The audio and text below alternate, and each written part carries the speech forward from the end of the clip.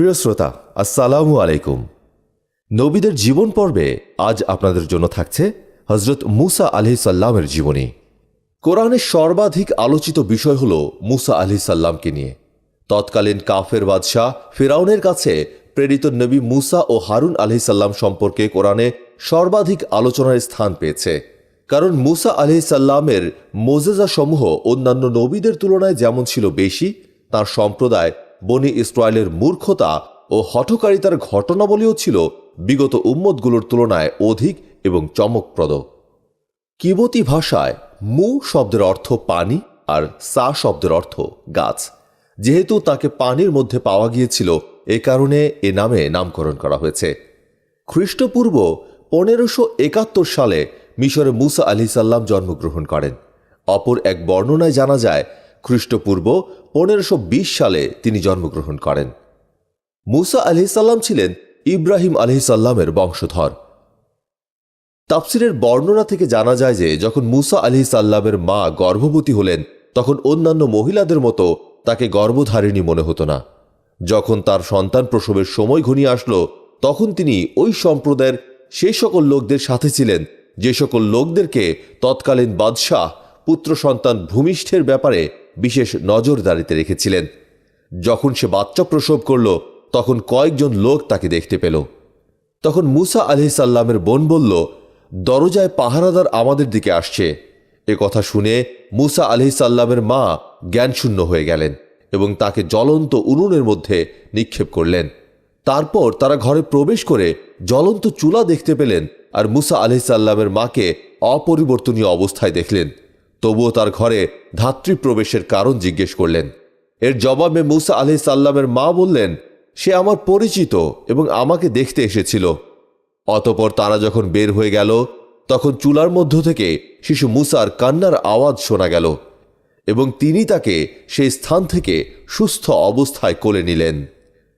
এরপর যখন মুসা আলাইহিস সালাম আরও বড় হতে লাগলেন, তখন আল্লাহ সুবহানাহু ওয়া তাআলা তাঁর মাকে এ মর্মে নির্দেশ দিলেন যে তাকে একটি সিন্ধুকে ভরে ভাসিয়ে দাও। মহান আল্লাহ তাআলা বলেন, যখন আমি গায়েবী নির্দেশে তোমার মাকে জানিয়ে দিয়েছিলাম যা জানাবার ছিল, যে তুমি মুসাকে সিন্ধুকের মধ্যে রাখো, তারপর তা দরিয়ায় ভাসিয়ে দাও। সূরা তাহা আয়াত 38 ও 39। তাফসিরের বর্ণনা থেকে জানা যায় যে মুসা আলাইহিস সালামের মা নীল নদের তীরে বাস করতেন। তিনি আল্লাহর পক্ষ থেকে এই নির্দেশ ইলহামের মাধ্যমে পাওয়ার পর একটি সিন্দুক তৈরি করেন এবং তার মধ্যে মুসা আলাইহিস সালামের থাকার ব্যবস্থা করেন। তিনি তাকে দুধ পান করিয়ে তার মধ্যে রেখে দিতেন। কেউ ঘরে প্রবেশ করলে সিন্দুকটি নদীতে ভাসিয়ে দিতেন এবং একটি রশি দ্বারা বেঁধে রাখতেন। ফেরাউনের সৈন্যরা চলে গেলে উক্ত রশি ধরে টেনে আবার কাছে নিয়ে আসতেন। একদিন তার ঘরে এক ব্যক্তি প্রবেশ করলে তিনি ভীত হলেন। এজন্য মুসা আলাইহিস সালামকে সিন্দুকের মধ্যে রেখে নদীতে ভাসিয়ে দিলেন। নদীর পানি তাকে ভাসিয়ে ফিরআউনের ঘরের সম্মুখে নিয়ে গেল। ফেরাউনের দাসীরা যখন সমুদ্র তীরে আসলো, তখন তা দেখতে পেয়ে পানি থেকে তুলে রাজপ্রাসাদে নিয়ে গেল। তারা সিন্দুকটি নিয়ে ফেরাউনের স্ত্রী আসিয়ার কাছে গেল। তারা জানত না যে তার মধ্যে কি আছে। অতঃপর যখন তা খুলল, তখন তার মধ্যে দেখা গেল একটি সুন্দর ও সুশ্রী শিশু। তা দেখেই ফেরাউনের স্ত্রীর অন্তরে তার প্রতি স্নেহ ও ভালোবাসার সৃষ্টি হল। এরপর থেকে সে ফেরাউনের রাজপ্রাসাদেই লালিত পালিত হতে থাকল। মুসা আলাইহিস সালামকে নদীতে ভাসিয়ে দেওয়ার পর তার মা বিচলিত হয়ে পড়েন, কিন্তু মহান রব্বুল আলামিন তাকে সান্ত্বনাবাণী শুনিয়ে দেন। আল্লাহ রাব্বুল আলামিন বলেন, আর মুসার মায়ের অন্তর বিচলিত হয়ে পড়েছিল এবং সে মুসার অবস্থা প্রকাশ করে দেওয়ার উপক্রম করেছিল, যদি না আমি দৃঢ় রাখতাম তার হৃদয়। এরূপ করলাম যাতে সে থাকে বিশ্বাসীদের মধ্যে। সূরা আল কাসাস আয়াত 10। অন্য এক আয়াতে আল্লাহ তাআলা বলেন, অবশেষে আমি তাকে তার মায়ের কাছে ফিরিয়ে দিলাম, যাতে তার চক্ষু জোড়ায় এবং সে চিন্তান্বিত না থাকে, আর সে বুঝতে পারে যে অবশ্যই আল্লাহর ওয়াদা সত্য, কিন্তু অধিকাংশ মানুষ তা জানে না। সূরা আল কাসাস আয়াত 13। বিভিন্ন ঐতিহাসিক তাফসির গ্রন্থের তথ্যের ভিত্তিতে জানা যায়, মুসা আলাইহিস সালামকে পূর্ণ মেয়াদ দুধ পান করিয়ে ফেরাউনের স্ত্রীর কাছে অর্পণ করার পরই মুসা আলাইহিসসালামের মা ইন্তেকাল করেন। আল কোরআনে মুসা আলাইহিসসালামের যে বোনের কথা উল্লেখ করা হয়েছে তার নাম ছিল কুলসুম, যা হাদিসের বর্ণনা থেকেও প্রমাণিত।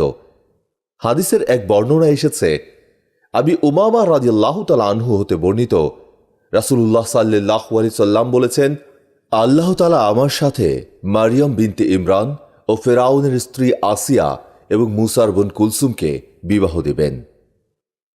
কোনো কোনো বর্ণনায় তার নাম মারিয়াম বলে উল্লেখ করা হয়েছে, যা বাইবেলের বর্ণনার সাথে মিলে যায়। তবে যেহেতু বাইবেলের বর্ণনা বর্তমানে প্রায় 90% মিথ্যা কথার সংমিশ্রণ রয়েছে, তাই উচিত হাদিসের বর্ণনাটাকেই সহিহ হিসাবে স্বীকার করে নেয়া।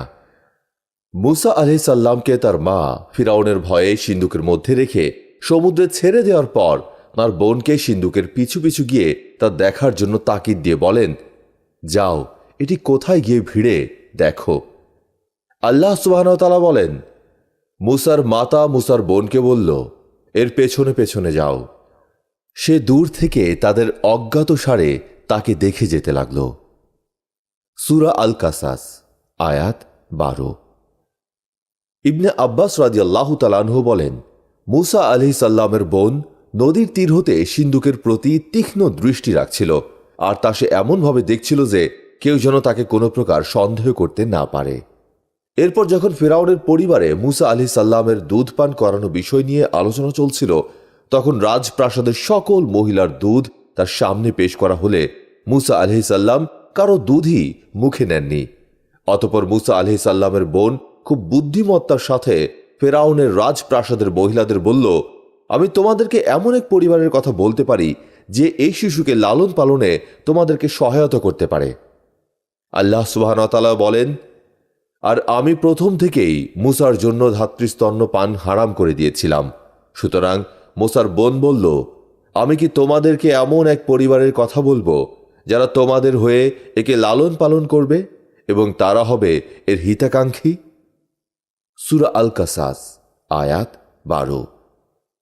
সমুদ্র থেকে তুলে আনার পর মুসা আলাইহিসসালামের চেহারা মোবারক দেখার পর আসিয়ার অন্তরে তার অসাধারণ ভালোবাসার জন্ম নিল, কিন্তু শিশুটি কারো দুধ পান করছে না। অতঃপর ফেরাউনের লোকেরা তাকে নিয়ে এই উদ্দেশ্যে বাজারে বের হলো, কিন্তু বাজারের কোনো মহিলার দুধ মুসা আলাইহিসসালাম গ্রহণ করলেন না। ঠিক সেই সময়ে মুসা আলাইহিসসালামের বোন ফেরাউনের স্ত্রীকে বলল, আমার একজন সুপরিচিত মহিলা আছে যে তোমাদের এই শিশুর শুভাকাঙ্ক্ষী এবং সে হয়তো দুধ পান করাতে সক্ষম হবে। তখন উপস্থিত সকলে বলল, তুমি সে মহিলার সন্ধান দাও যে এই শিশুকে দুগ্ধ পান ও লালন পালন করতে পারবে। তখন মুসা আলাইহিসসালামের বোন তার মাকে ডেকে আনে। অতঃপর মুসা আলাইহিসসালামকে যখন তার মায়ের কোলে দেয়া হলো এবং তার মা যখন দুধ পান করানোর জন্য চেষ্টা করলেন, তখন মুসা আলাইহিসসালাম তার মায়ের দুধ পান করা শুরু করেন। তখন ফিরাউন মুসা আলাইহিসসালামের মাকে পারিশ্রমিক দেওয়ার মাধ্যমে মুসা আলাইহিসসালামকে দুধ পান করানোর নির্দেশ দেয়, আর আসিয়া খুব খুশি হয়ে তার সাথে সুন্দর ব্যবহার করলেন এবং তাকে অনেক উপঢৌকন দিয়ে বললেন, হে ধাত্রী, তুমি কি আমার সাথে আমার প্রাসাদে এই শিশুকে দুধ পান করানোর জন্য থাকবে? তখন মুসা আলাইহিসসালামের মা বললেন, আমার তো ছেলে সন্তান ও স্বামী আছে, সুতরাং আমি কিভাবে এই শিশুর জন্য তাদের ছেড়ে এখানে থাকব? তখন ফিরাউনের স্ত্রী আসিয়া শিশু মুসাকে তাঁর বাড়িতে নিয়ে যাওয়ার জন্য অনুমতি দিলেন। এভাবেই ফেরাউনি কৌশলের উপরে আল্লাহর কৌশল বিজয়ী হল। ফেরাউন কোনো ব্যক্তির নাম নয়, বরং এটি হল তৎকালীন মিশরের সম্রাটদের উপাধি। কিবতী বংশীয় এই সম্রাটগণ কয়েক শতাব্দী ব্যাপী মিশর শাসন করেন। এ সময় মিশর সভ্যতা ও সমৃদ্ধির শীর্ষে পৌঁছে গিয়েছিল। লাশ মমিকরণ, পিরামিড প্রভৃতি তাদের সময়কার বৈজ্ঞানিক উন্নতির প্রমাণ বহন করে। মুসা আলাইহিসসালামের সময়ে পরপর 2 জন ফেরাউন ছিলেন। সর্বসম্মত ইসরায়েলি বর্ণনাও হল এটাই, এবং মুসা আলাইহিসসালাম 2 জনেরই সাক্ষাৎ লাভ করেন। লুইস গোল্ডিং এর তথ্য অনুসন্ধানমূলক ভ্রমণ বৃত্তান্ত in the steps of mummies the law giver অনুযায়ী উক্ত উৎপীড়ক ফেরাউন এর নাম ছিল দ্বিতীয় রামিসাস। শাসকবর্গের উপাধি ধরেই মহাগ্রন্থ আল কোরআনে ও হাদিসে তাকে ফেরাউন বলে অভিহিত করা হয়েছে। বিভিন্ন বর্ণনার মাধ্যমে জানা যায় যে তার শাসন কার্য শুরু হয় খ্রিস্টপূর্ব 1330, মতান্তরে 1301 হতে 1235 খ্রিস্টাব্দ পূর্ব। উল্লেখ্য যে সে 63 বছর রাজ্য পরিচালনা করে এবং বেশ কয়েকটি প্রাসাদ নির্মাণ করে। তার মৃতদেহ মমি করে কায়রোর জাদুঘরে সংরক্ষণ করা হয়েছে। লোহিত সাগর সংলগ্ন তিক্ত হ্রদে ফেরাউন সসৈন্যে ডুবে মরে। এই ঘটনাটি আল কোরআনে উল্লেখ করা হয়েছে। তার মমি 1907 সালে আবিষ্কৃত হয়। সিনাই উপদ্বীপের পশ্চিম তীরে জাবালে ফেরাউন নামে একটি ছোট পাহাড় আছে। এখানেই ফেরাউনের লাশ প্রথম পাওয়া যায় বলে জনশ্রুতি আছে। থেবস নামক স্থানের সমাধি মন্দিরে 1896 সালে একটি স্তম্ভ আবিষ্কৃত হয়। অতঃপর 1906 সালে ব্রিটিশ নৃতত্ত্ববিদ স্যার ক্রাফটন এলিয়ট স্মিথ মমিগুলো খুলে মমিকরণের কলাকৌশল অনুসন্ধান শুরু করেন। এভাবে তিনি 44টি মমি পরীক্ষা করেন এবং অবশেষে 1907 সালে তিনি ফেরাউন মারনেপ্তাহ এর লাশ শনাক্ত করেন। ওই সময় তার লাশের উপরে লবণের একটি স্তর জমেছিল, যা দেখে সবাই স্তম্ভিত হন। এই কারণে যে অন্য কোনো মমি দেহে অনুরূপ পাওয়া যায়নি। সেই লবণের স্তর যে সাগরের লবণাক্ত পানি তা বলাই বাহুল্য। এভাবে সূরা ইউনুস এর 92 নম্বর আয়াতের বক্তব্য দুনিয়াবাসীর নিকটে সত্য প্রমাণিত হয়ে যায়, যেখানে আল্লাহ সুবহানাহু ওয়া তাআলা বলেছিলেন যে আজকে আমরা তোমার দেহকে বিনষ্ট হওয়া থেকে বাঁচিয়ে দিলাম, যাতে তুমি পরবর্তীদের জন্য দৃষ্টান্ত হতে পারো। সূরা ইউনুস আয়াত 92।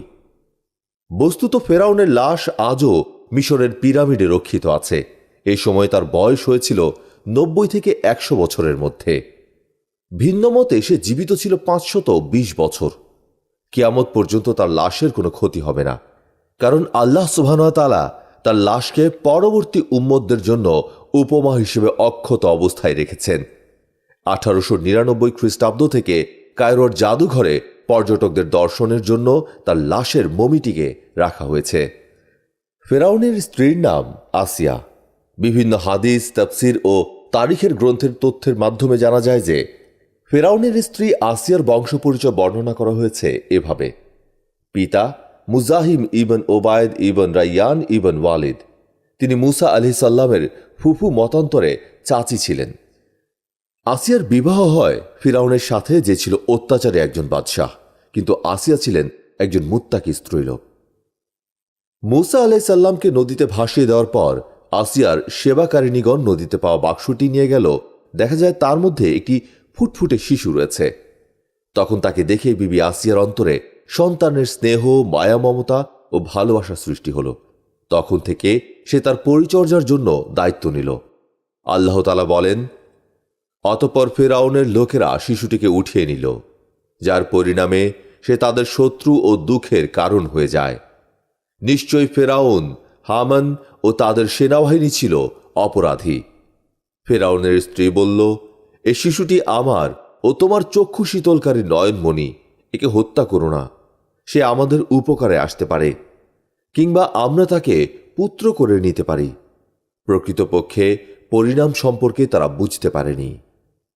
সূরা আল কাসাস আয়াত 9। ফেরাউনের নির্দেশ অনুযায়ী গণকদের ভবিষ্যৎবাণীর কারণে বনি ইসরায়েলদের সকল পুত্র সন্তানকে হত্যা করা হতো। তাই সন্তানটিকে পাওয়ার পর ফেরাউনের স্ত্রী যখন ধারণা করলেন যে তাকে হত্যা করা হবে, তাই তিনি ফেরাউনের পক্ষাবলম্বন করে বিতর্কে লিপ্ত হলেন।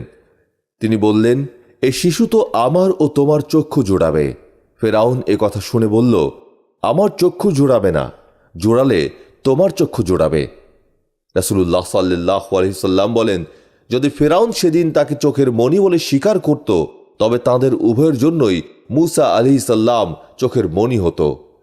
আর মুসা আলাইহিস সালামকে লালন পালনের দায়িত্ব নেওয়ার মাধ্যমে মহান আল্লাহ তাআলা বিবি আসিয়াকে ইসলামের জন্য কবুল করলেন। আসিয়া যেমন মুসা আলাইহিস সালামকে মণি করে নিয়েছিলেন, সেরকম ফেরাউনও গ্রহণ করলে আল্লাহ আসিয়ার মতো তাকেও হিদায়াত দান করতেন। এভাবে আসিয়া মুসা আলাইহিস সালামকে ফেরাউনের হত্যা থেকে শুধু রক্ষাই করেনি, বরং ফেরাউনের প্রাসাদে তার লালন পালনের ব্যবস্থা করেন। আর মুসা আলাইহিস সালামের সম্পর্কে আসিয়ার কথা, হয়তো সে আমাদের উপকারে আসবে। তিনি যে উপকার আশা করেছিলেন, আল্লাহ তাআলা তাকে তা দান করেছিলেন।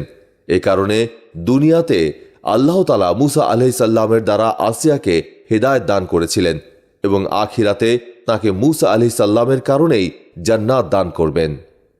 বিভিন্ন তাফসীর ও ইতিহাসের বর্ণনা থেকে জানা যায় যে আসিয়া যখন মুসা আলাইহিস সালামকে ফেরাউনের হাত থেকে রক্ষা করেন তখন তাকে দুধ খাওয়ানোর জন্য ধাত্রী খোঁজাখুঁজি শুরু করেন। অতঃপর তার রাজপ্রাসাদের সকল ধাত্রীর দুধ পান করানোর চেষ্টা করেন, কিন্তু শিশু মুসা আলাইহিস সালাম কোনো ধাত্রীর দুধ পান করেননি। ঠিক সেই সময়ে মুসা আলাইহিস সালামের বোন তাকে বলল, আমার জানা মতো একজন মহিলা আছেন যিনি তোমাদের এই শিশুর শুভাকাঙ্ক্ষী এবং তিনি হয়তো দুধ পান করাতে সক্ষম হবেন। তখন উপস্থিত সকলে বলল, তুমি সে রমণীর সন্ধান দাও যে এ ছেলেকে লালন পালন করতে পারবে। তখন মুসা আলাইহিস সালামের বোন ফেরাউনের বাড়িতে তার মাকে ডেকে আনেন, আর কৌতূহলী রাজপ্রাসাদের সকল লোক শিশু মুসা আলাইহিস সালামের দিকে তাকিয়ে আছে এ ভেবে যে রাজপ্রাসাদের এতগুলো ধাত্রী মহিলার দুধ পান না করে শিশু মুসা আলাইহিস সালাম কার দুধ পান করবেন। মুসা আলাইহিস সালামকে যখন তার মায়ের কোলে দেয়া হলো এবং তার মা যখন দুধ পান করানোর চেষ্টা করলেন তখন মুসা আলাইহিস সালাম তার মায়ের দুধ পান করা শুরু করেন। এই ঘটনা দেখে ফেরাউন আশ্চর্য হয়ে মুসা আলাইহিস সালামের মাকে জিজ্ঞেস করল, তুমি কে যে এই শিশু কোনো ধাত্রীর দুধ পান না করে শুধু তোমার দুধ গ্রহণ করল? মুসা আলাইহিস সালামের মা বুদ্ধিমত্তার সাথে জবাব দেন, আমি একজন সুগন্ধিযুক্ত মহিলা এবং আমার দুধ খুবই ভালো। আমি যদি কোনো শিশুকে আমার দুধ খাওয়াতে চাই তাহলে এই সুন্দর গ্রানের কারণে আমার দুধ গ্রহণ করবে। তখন ফেরাউন মুসা আলাইহিস সালামের মাকে পারিশ্রমিক দেওয়ার মাধ্যমে মুসা আলাইহিস সালামকে দুধ পান করানোর নির্দেশ দেন, আর আসিয়া খুব খুশি হয়ে তার সাথে সুন্দর ব্যবহার করলেন এবং তাকে অনেক উপঢৌকন দিয়ে বললেন, হে সুন্দর ধাত্রী, তুমি কি আমার সাথে আমার প্রাসাদে এই শিশুকে দুধ পান করানোর জন্য থাকবে না? তখন মুসা আলাইহিস সালামের মা বললেন, আমার তো ছেলে সন্তান ও স্বামী আছে, সুতরাং আমি কিভাবে শুধু এই শিশুর জন্য তাদের ছেড়ে এখানে থাকব? তখন ফেরাউনের স্ত্রী আসিয়া মুসা আলাইহিস সালামের মাকে মুসা আলাইহিস সালামকে তার বাড়িতে নিয়ে যাওয়ার জন্য অনুমতি দিলেন। দুধপানের মেয়াদ শেষে মুসা আলাইহিস সালাম অতঃপর ফেরাউন পুত্র হিসেবে তার ঘরে শান শওকতের মধ্যে বড় হতে থাকেন। আল্লাহর রহমতে ফেরাউনের স্ত্রীর স্নেহ ছিল তার জন্য সবচেয়ে বড় দুনিয়াবী রক্ষা কবচ।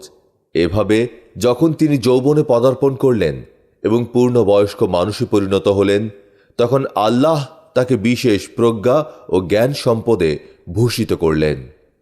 সূরা আল কাসাস আয়াত 14। মুসা সমসাময়িক সামাজিক ও রাজনৈতিক অবস্থা সম্যকভাবে উপলব্ধি করলেন। দেখলেন যে সমগ্র মিশরীয় সমাজ ফেরাউনের একচ্ছত্র রাজনৈতিক কর্তৃত্বের অধীনে কঠোরভাবে শাসিত। বিভক্ত কর ও শাসন কর এই সুপরিচিত ঘৃণ্য নীতির অনুসরণে ফেরাউন তার দেশবাসীকে বিভিন্ন দলে বিভক্ত করেছিল এবং একটি দলকে দুর্বল করে দিয়েছিল, আর সেটি হল বনি ইসরাইল। প্রতিদ্বন্দ্বী জন্মাবার ভয়ে সে তাদের নবজাতক পুত্র সন্তানদের হত্যা করত ও কন্যা সন্তানদের বাঁচিয়ে রাখত। এভাবে একদিন ফেরাউনের অহংকারে স্ফীত হয়ে নিজেকে সর্বোচ্চ পালনকর্তা ও সর্বাধিপতি ভেবে সারা দেশে অনর্থ সৃষ্টি করছিল। এমনকি সে নিজেকে একমাত্র উপাস্য বলতেও লজ্জাবোধ করেনি। অন্যদিকে মজলুম বনি ইসরায়েলদের হাহাকার ও দীর্ঘশ্বাসে বাতাস ভারী হয়ে উঠছিল। অবশেষে আল্লাহ মজলুমদের ডাকে সাড়া দিলেন।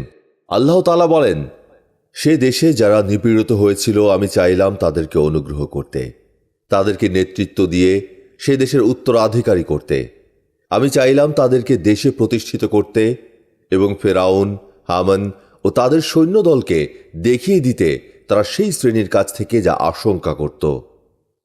সূরা আল কাসাস আয়াত 5-6। আল্লাহর গজবে ধ্বংসপ্রাপ্ত পৃথিবীর আদি 6টি জাতির মধ্যে কওমে নূহ, আদ, সামুদ, লুত ও কওমে মাদিয়ানের বর্ণনার পর ষষ্ঠ গজবপ্রাপ্ত জাতি হিসেবে কওমে ফিরাউন সম্পর্কে আল্লাহ সুবহানাহু ওয়া তাআলা কোরআনের 27টি সূরার 75টি স্থানে বিভিন্ন প্রসঙ্গে আলোচনা করেছেন। কোরআনের সর্বাধিক আলোচিত বিষয় হল এটি, যাতে ফেরাউনের চরিত্র, বৈশিষ্ট্য ও তার জুলুমের নীতি পদ্ধতিসমূহ এবং এ যুগের ফেরাউনদের বিষয়ে উম্মতে মুহাম্মাদী হুঁশিয়ার হয়। ফেরাউনের কাছে প্রেরিত নবী মুসা ও হারুন আলাইহিস সালাম সম্পর্কে কোরআনে সর্বাধিক আলোচনায় স্থান পেয়েছে, কারণ মুসা আলাইহিস সালামের মুজিজাসমূহ অন্যান্য নবীদের তুলনায় যেমন বেশি ছিল, তার সম্প্রদায় বনি ইসরায়েলের মূর্খতা ও হঠকারিতার ঘটনাবলীও ছিল উম্মতগুলোর তুলনায় অধিক এবং চমকপ্রদ। মুসা আলাইহিস সালামকে বারবার পরীক্ষা নেওয়ার মধ্যে এবং তার কওমের দীর্ঘ কাহিনীর আলোচনা প্রসঙ্গে বহু জ্ঞাতব্য বিষয় ও আদেশ নিষেধের কথাও এসেছে। বাদশাহ ফেরাউন ও তার কিবতী সম্প্রদায় কর্তৃক সংখ্যালঘু অভিবাসী বনি ইসরায়েল সম্প্রদায়ের উপর জুলুম অত্যাচারের বিবরণ ও তার প্রতিরোধে মুসা আলাইহিস সালামের প্রচেষ্টা এবং দীর্ঘ ২০ বছর ধরে জালিম সম্প্রদায়ের উপরে আপতিত বিভিন্ন গজবের বর্ণনা ও অবশেষে ফেরাউনের সদল বলে সলিল সমাধির ঘটনা যেন জীবন্ত বাণীচিত্র হয়ে ফুটে উঠেছে বিভিন্ন সূরায় বর্ণিত কোরআনের অনুপম বাকভঙ্গিতে। মোট কথা, কোরআন মুসা আলাইহিস সালামের কাহিনীকে এত গুরুত্ব দিয়েছে যে অধিকাংশ সূরায় এর কিছু না কিছু বর্ণিত হয়েছে, কারণ এই কাহিনীতে অগণিত শিক্ষা, আল্লাহ তাআলার অপার শক্তি ও অনুগ্রহের বিস্ময়কর রহস্যসমূহ সন্নিবেশিত হয়েছে। এগুলোতে কর্মোদ্দীপনা ও চারিত্রিক সংশোধনের নির্দেশিকাসমূহ প্রচুর পরিমাণে বিদ্যমান রয়েছে। মুসা আলাইহিস সালাম ও ফেরাউনের ঘটনা কোরআনে বারবার উল্লেখ করার অন্যতম উদ্দেশ্য হল এলাহি কিতাবধারী ইহুদি নাসারাদের পেছনের কথা স্মরণ করিয়ে দেয়া এবং শেষ নবীর ওপরে ঈমান আনার পক্ষে যৌক্তিকতা উপস্থাপন করা। উল্লেখ্য যে পরবর্তী রাসূল দাউদ, সুলাইমান ও ঈসা আলাইহিস সালাম সবাই ছিলেন বনি ইসরায়েলের সম্প্রদায়ভুক্ত এবং তাদের প্রতি প্রেরিত নবী। মুসা আলাইহিস সালাম ছিলেন এদের সবার মূল ও অনুসরণীয় ব্যক্তিত্ব। মুসা আলাইহিস সালাম যখন তার স্ত্রীকে সাথে নিয়ে শ্বশুরবাড়ি মাদিয়ান থেকে বের হওয়ার পথে সিনাই পর্বতের নিকট পৌঁছলেন, তখন তার পরনে ছিল পশমের চাদর, পশমের জুব্বা, পশমের টুপি ও পশমের পায়জামা এবং তার পায়ে ছিল মৃত গাধার চামড়ার জুতা। সেদিন রাতে খুবই ঠান্ডা পড়েছিল বিধায় অগ্নির উত্তাপের প্রয়োজন দেখা দিল। ঘটনাক্রমে তা ছিল ঘন অন্ধকারময় শীতের রজনী। বৃষ্টি বর্ষিত হচ্ছিল, সাথে সাথে বিদ্যুৎ চমকাচ্ছিল এবং বজ্রপাতও হচ্ছিল। তখন তার আশ্রয় নেওয়ার মতো সুবিধাজনক কোনো গুহা পেলেন না। অপরদিকে পথ ভুল করে ফেলেছিলেন। তিনি অনেক দূরে অগ্নিশিখা দেখতে পেয়ে সেদিকে আগুন সংগ্রহের জন্য গেলেন। কোরআনে এসেছে, তিনি যখন আগুন দেখতে পেলেন তখন নিজ পরিবারকে বললেন, তোমরা এখানে অবস্থান করো, আমি আগুন দেখতে পেয়েছি, হয়তো আমি তা থেকে কিছু জ্বলন্ত অঙ্গার আনতে পারব অথবা আগুনের কাছে পৌঁছে পথের সন্ধান পাব। সূরা তাহা আয়াত 10। পথিমধ্যে অদৃশ্য ডাক শুনলেন, হে মুসা, আমি তোমার প্রভু, বিশ্বজাহানের সৃষ্টি ও পালনকর্তা। তুমি তোমার জুতা খুলে ফেলো, তুমি তো পবিত্র তোয়া উপত্যকায় পৌঁছে গেছ। আমি তোমাকে আমার রিসালাতের জন্য নির্বাচন করেছি। তোমার প্রতি যা প্রত্যাদেশ হচ্ছে তা গভীরভাবে শ্রবণ ও চিন্তা করো। নবুওত প্রাপ্তির পর আল্লাহ তাআলা মুসা আলাইহিস সালামকে ফেরাউন ও তার সম্প্রদায়ের কাছে দাওয়াত দানের নির্দেশ দেন। আল্লাহ তাআলা বলেন, ফেরাউনের কাছে যাও, সে দারুণভাবে সীমা ছাড়িয়ে গেছে।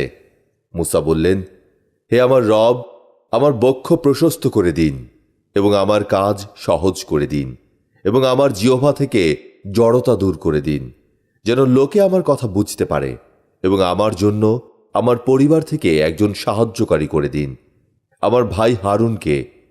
তার মাধ্যমে আমার শক্তি সুদৃঢ় করে দিন এবং তাকে আমার কাজে অংশী করে দিন, যেন আমরা বেশি আপনার পবিত্রতা মহিমা ঘোষণা করতে পারি এবং আপনাকে বেশি বেশি স্মরণ করতে পারি। আপনি তো আমাদের সম্যক দ্রষ্টা।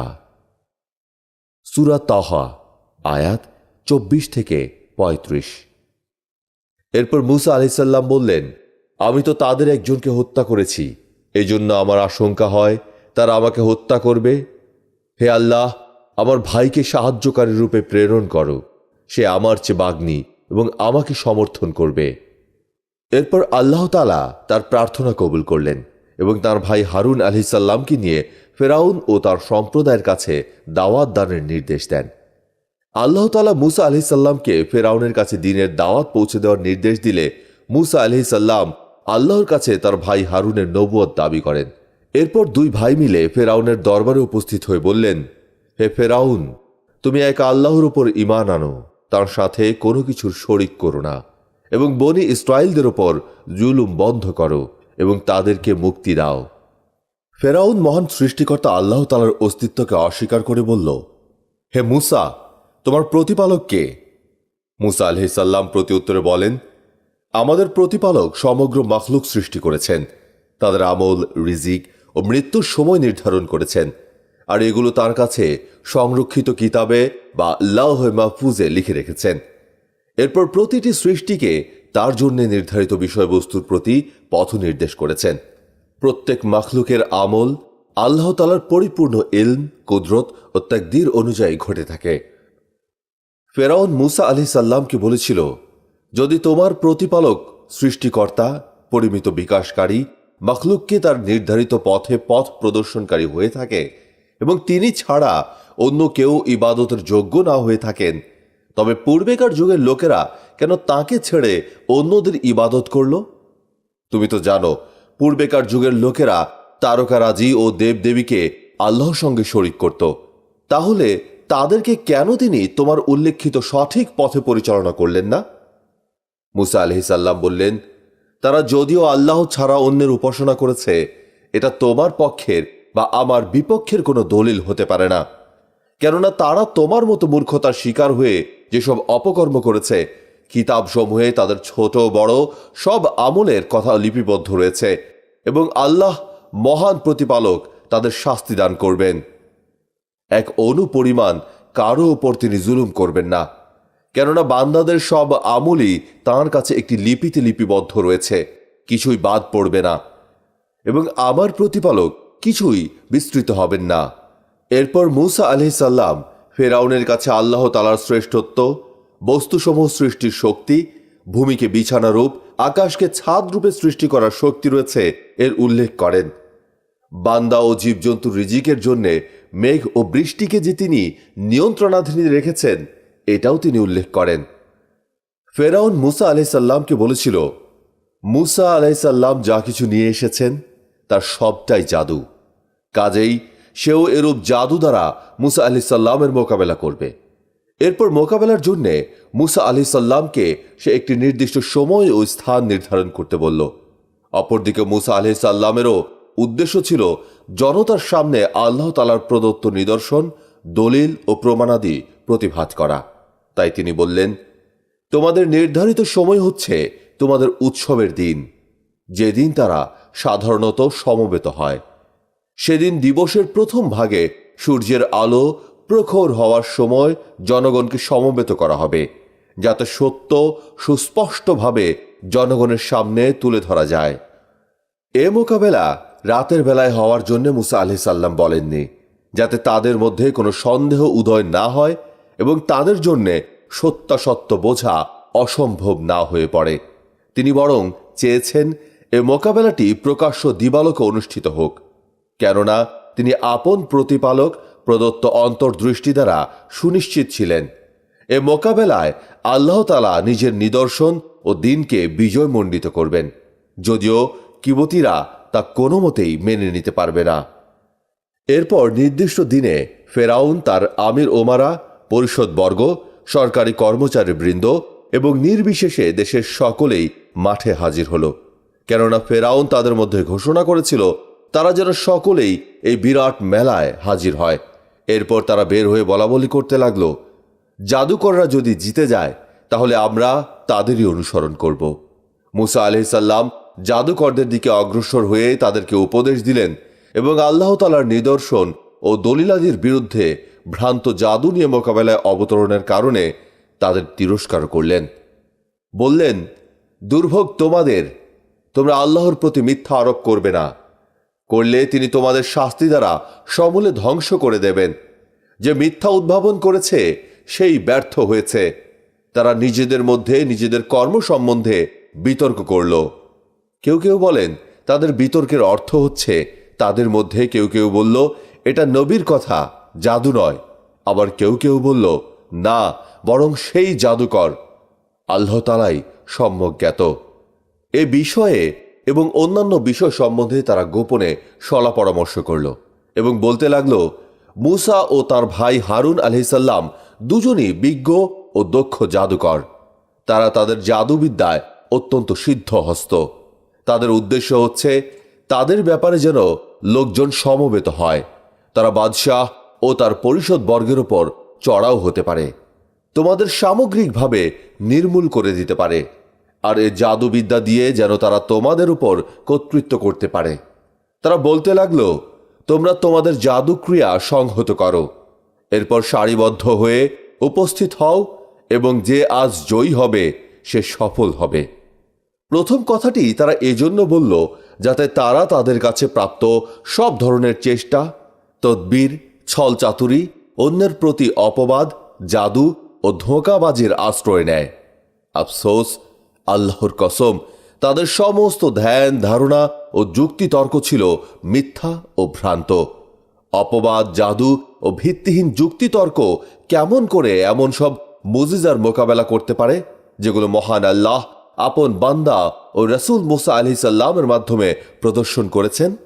রাসূলকে এমন দলিল দ্বারা শক্তিশালী করা হয়েছে যার সামনে দৃষ্টি স্তিমিত হয়ে যায় এবং মানুষ হতবুদ্ধি হয়ে পড়ে।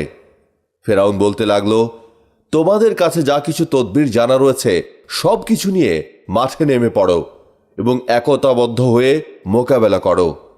এরপর তারা পরস্পরকে মোকাবেলার জন্য অগ্রসর হতে অনুপ্রাণিত করতে লাগলো, কেননা ফেরাউন তাদেরকে পদমর্যাদা ও উপঢৌকনের প্রতিশ্রুতি দিয়েছিল। অবশ্যই শয়তানের প্রতিশ্রুতি প্রতারণামূলক। এরপর জাদুকররা সারিবদ্ধ হলে মুসা আলাইহিসসালাম তাদের সামনে গিয়ে দাঁড়ালেন। তারা তখন মুসা আলাইহিসসালামকে বলল, হয় তুমি আমাদের আগে নিক্ষেপ করো অথবা আমরা আগে নিক্ষেপ করি। মুসা আলাইহিসসালাম বললেন, না, বরং তোমরাই প্রথম নিক্ষেপ করো। এরপর তারা দড়ি ও লাঠিগুলো নিক্ষেপ করার ঘোষণা দিল এবং এগুলোতে পারদ ও বিভিন্ন যন্ত্রপাতি স্থাপন করল। আর এজন্যে দড়ি ও লাঠিগুলো দর্শকদের চোখে মনে হচ্ছিল যেন নিজ ইচ্ছে মাফিক ছোটাছুটি করছে, অথচ এগুলো যন্ত্রের সাহায্যেই নড়াচড়া করছিল। এভাবে তারা মানুষের চোখকে জাদু করেছিল এবং তাদের মনের মধ্যে ভীতির সঞ্চার করেছিল। তারা তাদের দড়ি ও লাঠিগুলো নিক্ষেপ করার সময় বলেছিল, ফেরাউনের মহামর্যাদার শপথ, নিশ্চয়ই আমরাই বিজয়ী হব। যখন তারা নিক্ষেপ করল তখন তারা লোকদের চোখে জাদু করল, তাদেরকে আতঙ্কিত করল এবং তারা এক বড় রকমের জাদু দেখালো। মুসা আলাইহিসসালাম জনগণের জন্য একটু ভীত হয়ে পড়লেন। তিনি আশঙ্কা করতে লাগলেন, ওহী প্রাপ্তির পূর্বে তিনি আর হাতের লাঠি ছাড়তে পারছেন না, তাই লাঠি ছাড়ার পূর্বেই যদি জনগণ তাদের জাদুতে মুগ্ধ হয়ে প্রতারিত হয়ে যায়। আল্লাহ সুবহানাহু ওয়া তাআলা নির্দিষ্ট মুহূর্তে লাঠি নিক্ষেপ করার জন্য মুসা আলাইহিসসালামের কাছে ওহী নাজিল করলেন। মুসা আলাইহিসসালাম তখন হাতের লাঠি নিক্ষেপ করলেন। মুসা আলাইহিসসালাম তার হাতের লাঠিখানা নিক্ষেপ করলে তা পা, বড় গর্দান এবং ভয়ঙ্কর ও ভীতিপ্রদ আকৃতির এক বিরাট অজগরে পরিণত হল। জনতা এটাকে দেখে ভীত সন্ত্রস্ত ও বিহ্বল হয়ে পড়ল এবং ছুটে পালাতে লাগল। মানুষ যখন অজগর দেখে পেছনে সরে গেল, অজগর সম্মুখ পানে অগ্রসর হল এবং জাদুকরদের দড়ি ও লাঠি দিয়ে তৈরি অলিক সৃষ্টিগুলোকে একে একে অতি দ্রুত গ্রাস করতে লাগল। জনতা অজগরের প্রতি অবাক দৃষ্টিতে তাকিয়ে রইল। অন্যদিকে জাদুকররা মুসা আলাইহিসসালামের লাঠির কাণ্ড দেখে অবাক হয়ে গেল এবং এমন একটি বিষয় সম্পর্কে জ্ঞান লাভ করল যা ছিল তাদের ধারণাতীত, তাদের বিদ্যার ও পেশার ঊর্ধ্বে। এখন তারা স্পষ্টভাবে বুঝতে পারল মুসা আলাইহিসসালামের কর্মকাণ্ড ভিত্তিহীন জাদু নয়, অবাস্তব নয়, মায়া নয়, নিছক ধারণা নয়, মিথ্যা নয়, অপবাদ নয়, পথভ্রষ্টতাও নয়, বরং এটাই সত্য যা যথার্থ। সত্যের আধার আল্লাহ পাকের পাঠানো রাসূল ছাড়া অন্য কারো পক্ষে এরূপ অত্যাশ্চর্য প্রদর্শন করা সম্ভব নয়। এভাবে আল্লাহ তাআলা তাদের অন্তর থেকে অজ্ঞতার পর্দা দূর করে দিলেন এবং তাদের অন্তরকে হেদায়েতের নূর দ্বারা আলোকিত করে দিলেন। ফলে তারা প্রতিপালকের দিকে ঝুঁকে পড়ল এবং তার সন্তুষ্টির জন্যই সিজদায় নত হল। তারা উপস্থিত জনতার পক্ষ থেকে কোনো প্রকার শাস্তি বা নির্যাতনের আশঙ্কা না করে প্রকাশ্যে উপস্থিত জনতার উদ্দেশ্যে বলতে লাগল, আমরা মুসা ও হারুন আলাইহিসসালামের প্রতিপালকের প্রতি বিশ্বাসে স্থাপন করলাম। এমনিভাবে মুসা আলাইহিসসালাম জীবনের শেষ পর্যন্ত আল্লাহ তাআলার দ্বীন ও একত্ববাদের দাওয়াত দিয়েছিলেন। নবুয়ত প্রাপ্তি প্রসঙ্গে ইবন কাসির রহমতুল্লাহ আলাইহি সহ অধিকাংশ বিশেষজ্ঞের মতে মুসা আলাইহিসসালাম যখন 40 বছর বয়সে উপনীত হন তখন আল্লাহ তাআলা তাকে হিকমত ও নবুয়তের জ্ঞান দান করেন। জাদুর পরীক্ষায় পরাজিত ফেরাউনের যাবতীয় আক্রোশ গিয়ে পড়ল এবার নিরীহ বনী ইসরায়েলগণের ওপর, এবং অত্যন্ত নোংরা কুটচাল ও মিথ্যা অপবাদ সমূহের মাধ্যমে মুসার ইমানি আন্দোলনকে স্তব্ধ করে দেওয়ার চক্রান্ত করেছিল ফেরাউন। কিন্তু এর ফলে জনগণের মধ্যে মুসার দাওয়াত দ্রুত ছড়িয়ে পড়েছিল। তাতে ফেরাউন ও তার অহংকারী পরিষদবর্গ নতুনভাবে দমন নীতির কৌশলপত্র অবলম্বন করল। তারা নিজেরা বিধর্মী হলেও সাধারণ জনগণকে বিভ্রান্ত করার জন্য ধর্মকে হাতিয়ার হিসেবে ব্যবহার করল। অন্যদিকে বিভক্ত কর ও শাসন কর এই কূটনীতির অনুসরণে ফেরাউনের কিবতী সম্প্রদায়কে বাদ দিয়ে কেবল বনী ইসরায়েলদের উপর চূড়ান্ত জুলুম ও নির্যাতনের পরিকল্পনা করল।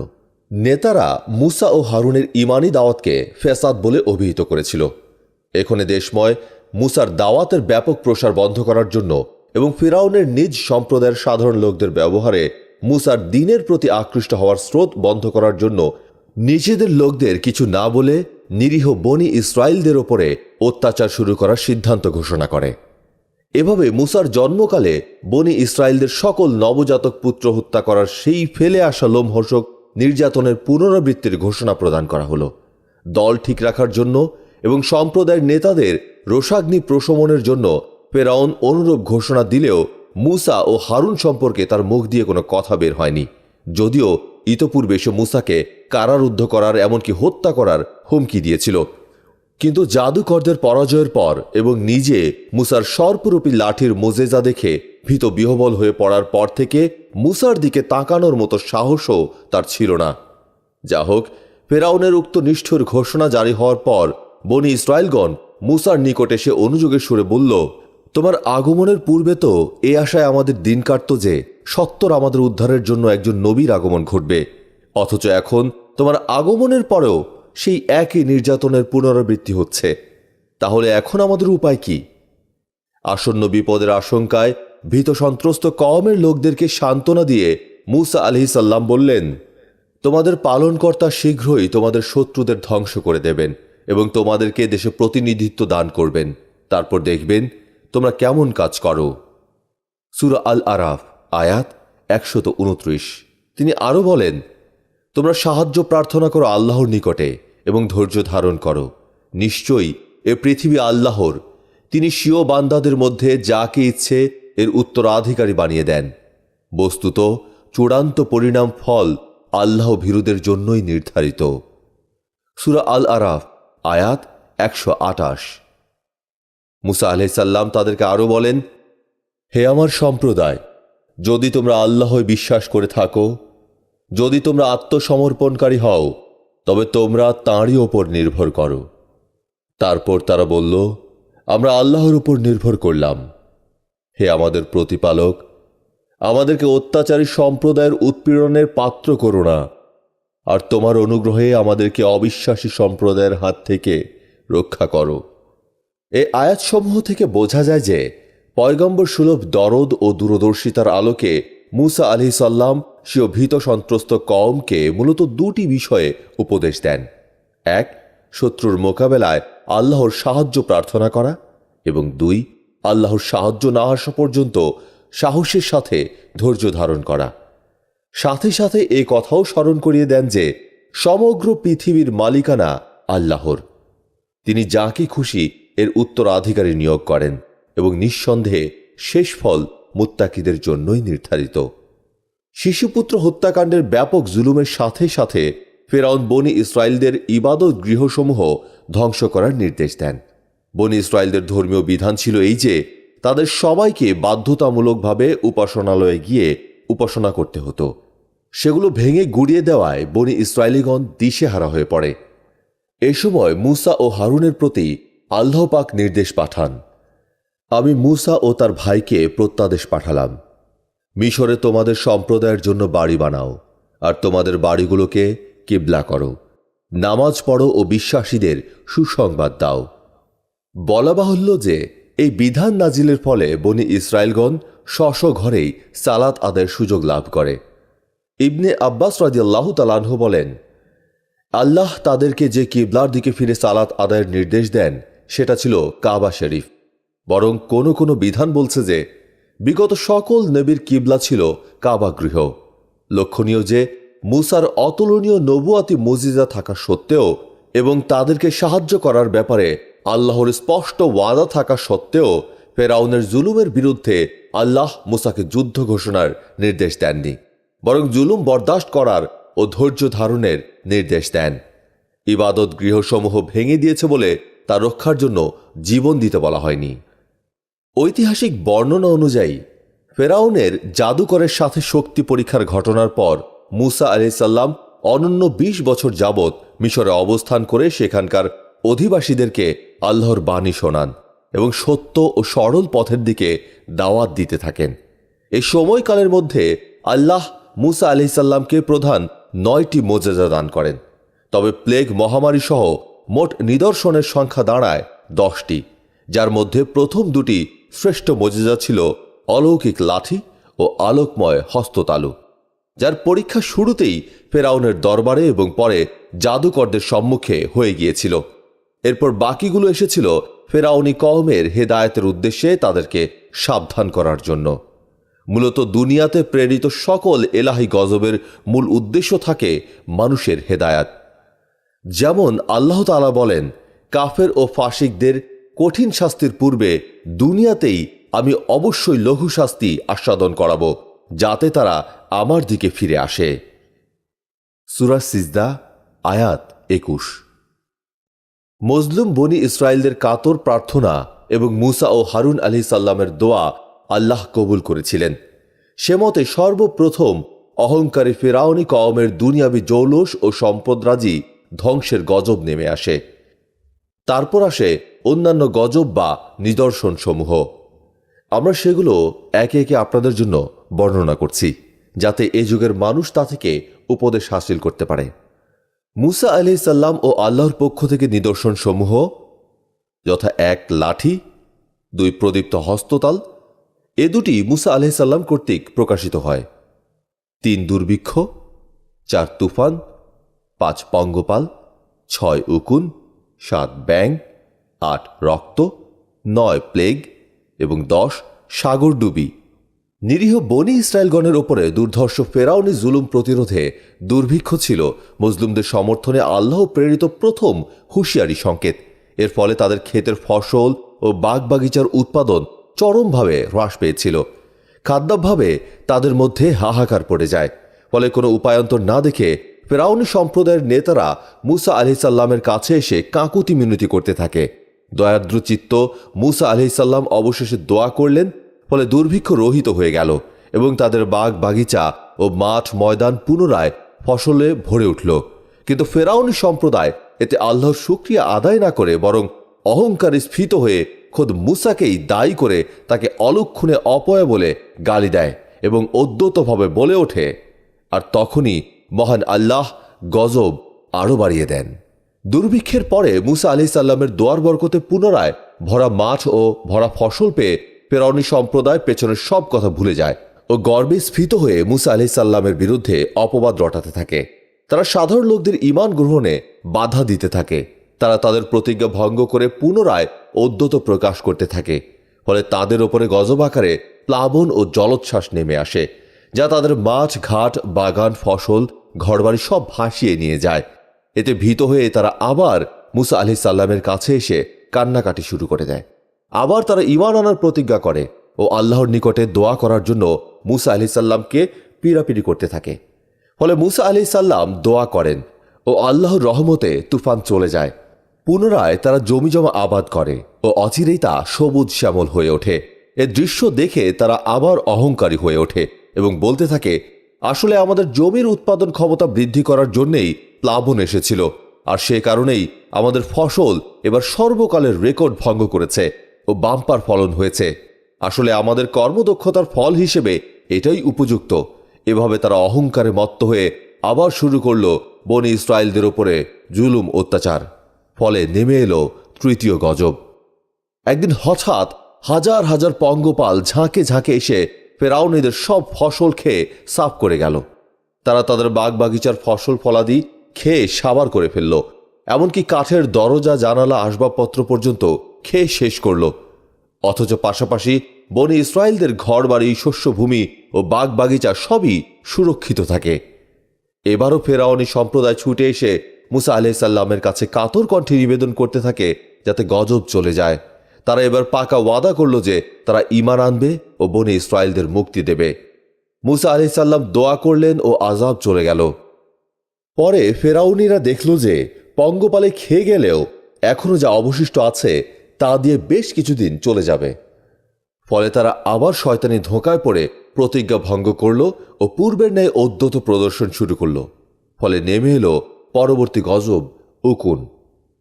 উকুন সাধারণত মানুষের মাথার চুলে জন্মে থাকে, তবে এখানে ব্যাপক অর্থে ঘুন পোকা বা কেড়ি পোকাকেও গণ্য করা হয়েছে, যা ফেরাউনীদের সকল প্রকার কাঠের খুঁটি, দরজা জানালা, খাট পালঙ্ক ও আসবাবপত্রে এবং খাদ্যশস্যে লেগেছিল। তাছাড়া দেহের সর্বত্র সর্বদা উকুনের কামড়ে তারা অতিষ্ঠ হয়ে উঠল।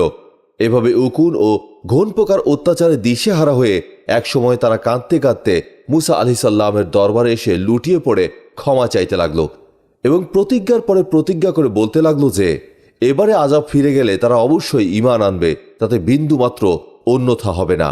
মুসা আলাইহিসসালাম তাদের জন্য দোয়া করলেন এবং আযাব চলে গেল। কিন্তু তারা কিছুদিনের মধ্যেই প্রতিজ্ঞা ভঙ্গ করল এবং পূর্বের ন্যায় অবাধ্য আচরণ শুরু করল। আল্লাহর পক্ষ থেকে বারবার অবকাশ দেওয়াকে তারা তাদের ভালোত্বের পক্ষে দলিল হিসেবে মনে করতে লাগল এবং হিদায়াত দূরে থাক তাদের অহংকার ক্রমে বাড়তে লাগল। মূলত এগুলো ছিল তাদের নেতৃস্থানীয় লোকদের অবস্থা। তা না হলে সাধারণ মানুষ মুসা ও হারুনের দাওয়াত অন্তরে কবুল করে যাচ্ছিল এবং তাদের সংখ্যা ক্রমেই বৃদ্ধি পাচ্ছিল, আর এতেই ছিল মুসা আলাইহিসসালামের সান্ত্বনা। বারবার বিদ্রোহ করা সত্ত্বেও দয়ালু আল্লাহ তাদের সাবধান করার জন্য ও আল্লাহর পথে ফিরিয়ে আনার জন্য পুনরায় গজব পাঠালেন। এবার এলো ব্যাঙ। ব্যাঙে ব্যাঙে ভরে গেল তাদের ঘরবাড়ি, হাঁড়ি পাতিল, জামা কাপড়, বিছানাপত্র সবকিছু। বসতে ব্যাঙ, খেতে ব্যাঙ, চলতে ব্যাঙ, গায়ের মাথায় সর্বত্র ব্যাঙের লাফালাফি। কোনো জায়গায় বসমাত্র শত শত ব্যাঙের নিচে তলিয়ে যেতে হতো। এ জীবটির সরস অত্যাচারে পাগল পাড়া হয়ে উঠল পুরো ফেরাউনি জনপদ। অবশেষে কান্নাকাটি করে ও কাকুতি মিনতি করে তারা এসে ক্ষমা প্রার্থনা করতে লাগল মুসা আলাইহিসসালামের কাছে। এবার পাকাপাকি ওয়াদা করল যে আযাব চলে যাওয়ার সাথে সাথে তারা ঈমান আনবেই। কিন্তু না, যা পূর্বে ছিল তা পরেও রয়ে গেল, কোনো পরিবর্তনই হল না। ফলে পুনরায় গজব অবশ্যম্ভাবী হয়ে উঠল। তাদের অহংকার ও উদ্যত চরমে উঠলে হঠাৎ একদিন দেখা গেল রক্ত, খাদ্য ও পানপাত্রে রক্ত, কুয়া ও পুকুরে রক্ত, তরিতরকারিতে রক্ত, কলসি বালতিতে রক্ত। একই সাথে খেতে বসে বনি ইসরায়েলদের থালাবাটি স্বাভাবিক, কিন্তু ফেরাউনি কিবতীর থালাবাটি রক্তে ভরা। পানি মুখে নেওয়া মাত্র গ্লাস ভর্তি রক্ত। অহংকারী নেতারা বাধ্য হয়ে বনি ইসরায়েলি মজলুমদের বাড়িতে এসে খাদ্য ও পানি ভিক্ষা চাইত, কিন্তু যেমনই তাদের হাতে তা পৌঁছত অমনি সেগুলো রক্তে পরিবর্তিত হয়ে যেত। ফলে তাদের খাওয়া দাওয়া বন্ধ হয়ে গেল। না খেয়ে তাদের মধ্যে হাহাকার পড়ে গেল। অবশেষে পূর্বের ন্যায় আবার এসে মুসা আলাইহিসসালামের কাছে কাকুতি মিনতি করে। ফলে মুসা আলাইহিসসালাম পূর্বের ন্যায় আল্লাহর নিকটে প্রার্থনা করলেন। ফলে আযাব চলে গেল। কিন্তু ওই নেতাগুলো পূর্বের মতোই তাদের গোমরাহিতে অনড় রইল এবং ঈমান আনল না। এদের এ হঠকারিতা ও কপট আচরণের কথা আল্লাহ বর্ণনা করেন এভাবে: অতঃপর তারা আত্মম্ভরিতা দেখাতে লাগল। বস্তুত এরা ছিল পাপাসক্ত জাতি। সূরা আল আরাফ আয়াত 133। রক্তের আযাব উঠিয়ে নেওয়ার পরও যখন ওরা ঈমান আনল না, তখন আল্লাহ ওদের ওপরে প্লেগ মহামারী প্রেরণ করলেন। অনেকে এটাকে বসন্ত রোগ বলেছেন, যাতে অল্প দিনেই তাদের 70,000 লোক মারা যায়, অথচ বনি ইসরায়েলিরা ভালো থাকে। এলাহি গজবের সাথে সাথে এগুলো ছিল মুসা আলাইহিসসালামের মোজেজা এবং নবুয়তের নিদর্শন। কিন্তু জাহিল ও আত্মগর্বী নেতারা একে জাদু বলে তাচ্ছিল্য করত। প্লেগের মহামারীর ফলে ব্যাপক প্রাণহানিতে ভীত হয়ে তারা আবার এসে মুসা আলাইহিসসালামের নিকটে হাত জোড় করে ক্ষমা চাইতে লাগল। মুসা আলাইহিসসালাম আবারও তাদের জন্য দোয়া করলেন, ফলে আযাব চলে গেল। কিন্তু তারা পূর্বের ন্যায় আবারও ওয়াদা ভঙ্গ করল, ফলে তাদের চূড়ান্ত ধ্বংস অবধারিত হয়ে গেল। ক্রমাগত পরীক্ষা ও অবকাশ দানের পরও যখন কোনো জাতি সম্বিত ফিরে পায় না, বরং উল্টো তাদের অহংকার বাড়তে বাড়তে তুঙ্গে ওঠে, তখন তাদের চূড়ান্ত ধ্বংস অনিবার্য হয়ে ওঠে। একদিন হজরত মুসা আলাইহিসসালাম ঘর থেকে বের হয়ে শহর অভিমুখে চলছিলেন। তখন রাতের শেষ প্রহরের শেষ লগ্ন। গ্রাম ও শহরের ঘুমন্ত লোকেরা তখনও শয্যা ত্যাগ করেনি। হজরত মুসা আলাইহিসসালাম জনহীন পথে একাকী চলছিলেন। কিছুদূর চলার পর তিনি দেখলেন রাস্তার উপরে শাহী মহলের বাবুর্চি কাবুনের সাথে সামুরা নামক এক কাঠুরিয়া বেশ ঝগড়া করছে। কাবুন ছিল কিবতী বংশীয় ও সামুরা ছিল বনি ইসরায়েল সম্প্রদায়ের লোক। সুতরাং স্বাভাবিক কারণেই কাবুনের সাহস ও মনোবল খুব বেশি ছিল। পক্ষান্তরে সামুরার অবস্থা তার বিপরীত ছিল এবং এ কারণে কাঠুরিয়া সামুরা জঙ্গল হতে কাঠ কেটে নিয়ে বাজারে বিক্রয় করতে যাচ্ছিল, আর রাস্তায় কাবুন তার সে কাঠের বোঝা বিনা পয়সায় জোর করে নিয়ে যেতে উদ্যত হয়েছিল। এ নিয়ে উভয়ের মধ্যে ঝগড়া বেঁধে গেল। কাবুন কিবতী বংশের লোক বলে কিছুতেই পিছপা হল না, আর সামুরা বনি ইসরায়েলের লোক হলেও তার পরিশ্রম লব্ধ কাঠের বোঝাটি কাবুন অন্যায়ভাবে অনায়াসে হস্তগত করবে এ স্বীকার করে নিতে রাজি হল না। ফলে কাবুন তাকে দু একটি চড় থাপ্পড়ও দিল, কিন্তু সামুরা তা হজম করলেও কাঠের বোঝাটি ধরেই রেখেছিল। পক্ষান্তরে কাবুন তার নিকট হতে তা ছাড়িয়ে নেওয়ার জন্য জোর চেষ্টা চালাচ্ছে। ইতোমধ্যে হজরত মুসা আলাইহিসসালাম সেখানে উপস্থিত হয়ে পড়লে দুর্বল সামুরা ঘটনাটি বলে তার নিকট সাহায্য চাইল। হজরত মুসা আলাইহিসসালাম ঘটনা শুনে কাবুনকে তার এই অন্যায় হস্ত প্রসারণ হতে বিরত থাকতে বললেন, কিন্তু সে তার কথায় ভ্রুক্ষেপ না করে তখনও জোর চালাতে থাকল। তখন হজরত মুসা আলাইহিসসালাম তার এ অন্যায় সহ্য করতে না পেরে সক্রোধে তাকে একটি ঘুষি মারলেন। আল্লাহর মর্জি লোকটি সে ঘুষিতেই মারা গেল। অবাঞ্ছিত রূপে ঘটনাটি ঘটাবার সাথে সাথে হজরত মুসা আলাইহিসসালাম সামুরাকে বললেন, তুমি তোমার কাঠ নিয়ে শীঘ্র এখান থেকে চলে যাও। লোকজন এখনো বের হয়নি। কিবুতিরা এসে এখানে তোমাকে দেখতে পেলে তুমি তাদের হাত থেকে আর রক্ষা পাবে না। এ কথা বলে তিনি সেখান থেকে চলে গেলেন। এরপর আল্লাহর দরবারে হাত উঠিয়ে মোনাজাত করলেন, হে মাবুদ, আমি তোমার দরবারে বড় অন্যায় করলাম, কিন্তু তোমার নিকট কোনো কিছুই তো অজানা নয়। আমি এই লোকটিকে কোনো ক্রমেই হত্যা করতে চাইনি, তবুও সে নিহত হয়ে গেল। তুমি নিজের কৃপা গুণে আমার এ অপরাধ ক্ষমা করো। জানি তুমি বেশি অপরাধী ও মহাগুনাহগারকেও দয়াবশে ক্ষমা করতে পারো। এদিকে কিছুক্ষণের মধ্যেই রাজপথে লোকজন বের হয়ে আসলো। পথের ওপরে এভাবে কাবুনের লাশ পড়ে থাকতে দেখে তারা সঙ্গে সঙ্গে ফেরাউনের কাছে গিয়ে এ সংবাদ জানালো। ফেরাউন খোদ রাজমহলের বাবুর্চির এরূপ দুর্ঘটনার সংবাদ শুনে অত্যন্ত ক্রোধান্বিত হয়ে রাজকর্মচারীগণকে আদেশ করল, তোমরা এখনই অনুসন্ধান করে কাবুনের ঘাতককে গ্রেপ্তার করে এখানে আনো, আমি তার উচিত দণ্ড প্রদান করব। রাজকর্মচারীগণ বহু অনুসন্ধান করেও কাবুনের হত্যাকারী কে তার কোনো হদিস পেল না। এমনি অবস্থায় আরেকটি ঘটনা ঘটল। হজরত মুসা আলাইহিসসালাম কোনো কার্য উপলক্ষে শহরে গমন করে দেখতে পেলেন সেদিনকার সে সামুরার সাথে কয়েকজন কিবতীর তুমুল ঝগড়ার সৃষ্টি হয়েছে। সহসা কিবতীগণ তাকে একযোগে আক্রমণ করে মারপিট শুরু করে দিল। এমনই মুহূর্তে হজরত মুসা আলাইহিসসালামকে দেখে সে সেদিনকার মতো তার নিকট আশ্রয় প্রার্থনা করল, কিন্তু আজ তার প্রতি হজরত মুসা আলাইহিসসালামের মোটেই দয়া হল না, কেননা আজ তিনি বুঝতে পারলেন যে সামুরার দোষেই আজ এ ঝগড়ার সৃষ্টি হয়েছে। সুতরাং হজরত মুসা আলাইহিসসালাম আজ তার প্রতি অত্যন্ত রাগ হলেন এবং বললেন, লোকের সঙ্গে তোমার এরূপ বারবার ঝগড়া হয় কেন? মনে হচ্ছে তোমার প্রকৃতি মোটেই ভালো নয়।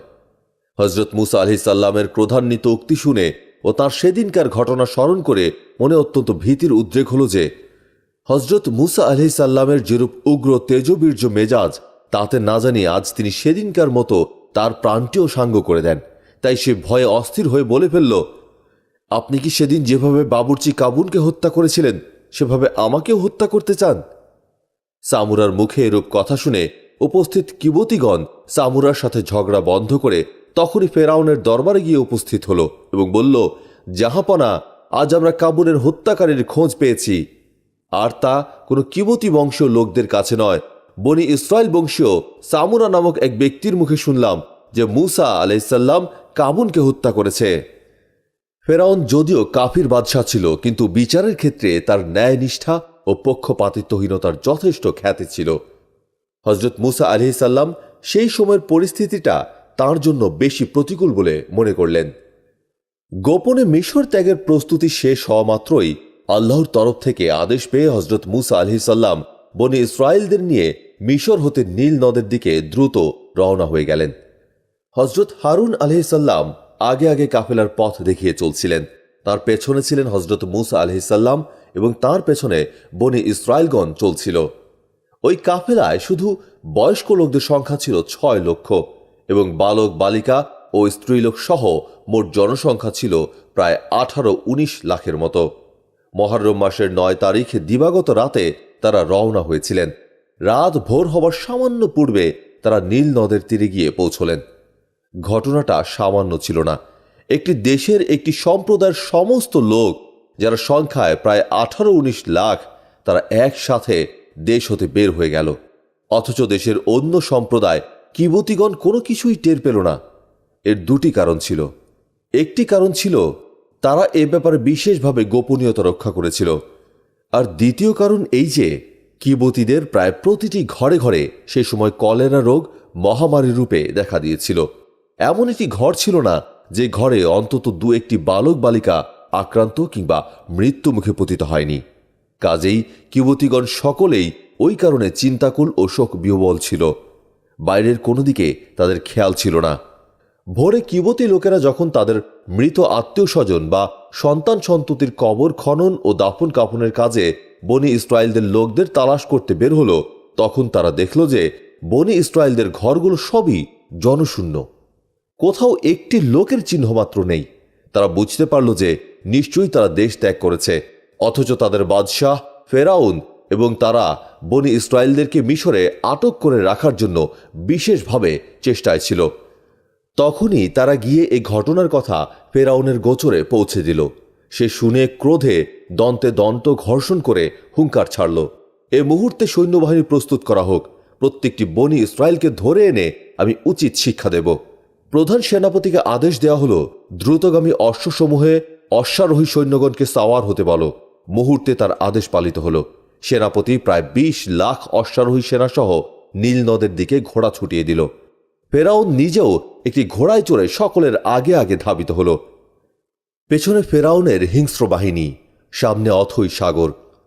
এই কঠিন সময়ে বনি ইসরায়েলদের আতঙ্ক ও হাহাকারের মধ্যেও মূসা ছিলেন স্থির ও নিষ্কম্প।